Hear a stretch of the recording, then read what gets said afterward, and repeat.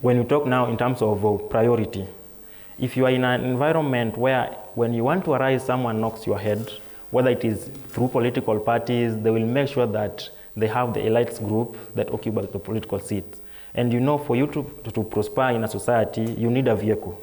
And a vehicle has to be as a system that recognizes, number one, the needs and the goals. If your needs are not recognized and you realize that, you become frustrated and you give up along the way. Yes. Interesting. What about you, Brian? Why do you think this trend is as he described? First of all, do you agree that the youth have been systematically ignored and sidelined from conversations like this? And if so, why? I completely agree that the youth are left out in these conversations.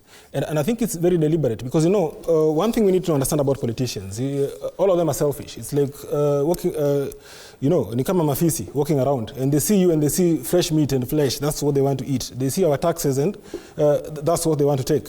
And if there's one thing that even our youth keep falling for, is this issue of division along tribal lines. Last time it was, on class lines. Now, of course, they're bringing in tribe. But if you check, the only two tribes in Kenya, either you're poor or you're rich. And the politicians know this. Yeah, right? So that's why they'll come and tell you, Olang, you're from Migori, the people from Central don't want you. And I'm like, who doesn't want me there from Central? I've never met somebody from Central who doesn't want me. But they do that, and they plant that seed of ethnic division to ensure that they remain in power. Because the moment as youth, as you said, we are 75%, or at least thereabout, of the population in the country.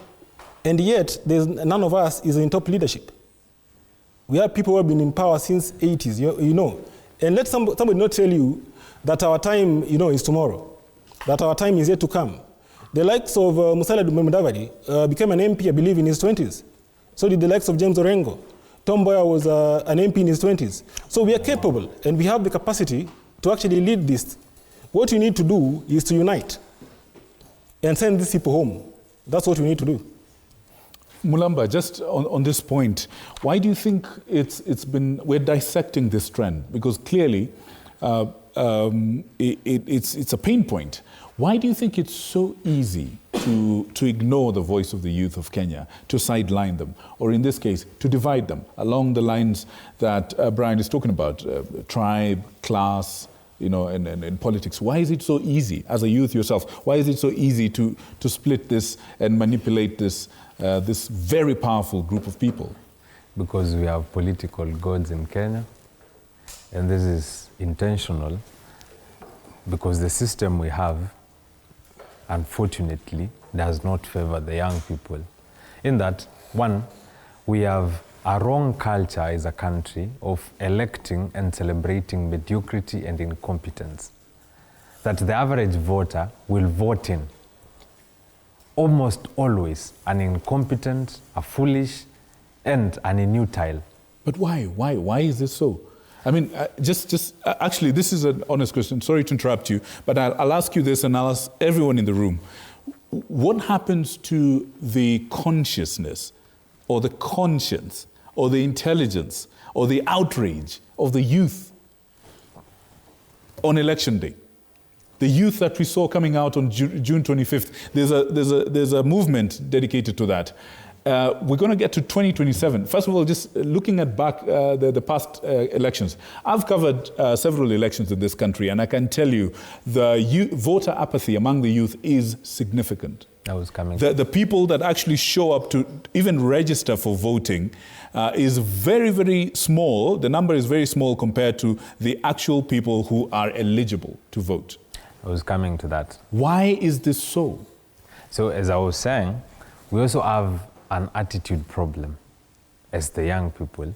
And I cannot entirely blame this on us. I cannot entirely blame voter apathy on us.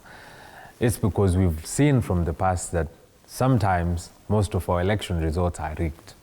So some youths would ask you, why should I even bother to vote? Because the decision to vote starts with the presidency. Before we get to the MP, the MCA, and the senatorial seats, the first bone of contention is who am I voting for as president? If they do not have a choice, You've had this conversation before. Raila was not a choice, Ruto was not a choice. There are 8 million people who did not vote. And I'm confidently saying that 70% of these 8 million people are the young people, including the millennials. So this voter apathy has been a trend for over time because they have seen that the culture in this country, as I was saying, has been celebrating the wrong type of leaders. And this has been brought together by the fact that we are still worshipping a culture of handouts. That as an aspirant, I have to line up my pockets quite well in a way that in every meeting I plan in whatever constituency or county that I am aspiring to vie, I am supposed to have a good budget for facilitation